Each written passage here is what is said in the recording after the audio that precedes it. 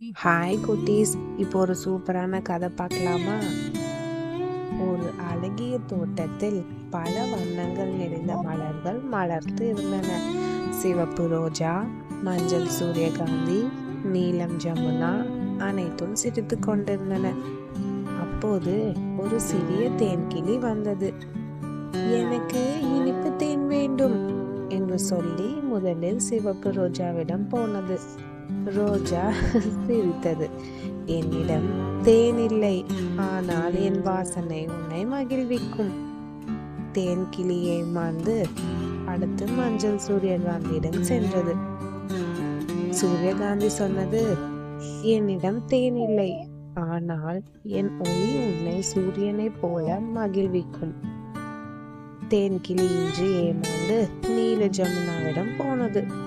ஜமுனா மென்மையான சொன்னது, என்னிடம் தேனில்லை, ஆனால் நான் உனக்கு நிழல் தருவேன்.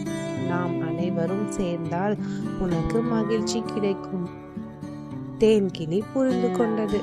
அனைத்து மலர்களும் சேர்ந்து பாடின. தேன்கிளி மகிழ்ந்து நடனமாடியது. அன்று முதல் அது தேனை தேடாமல் நண்பர்களை அன்பில் மகிழ்ந்தது.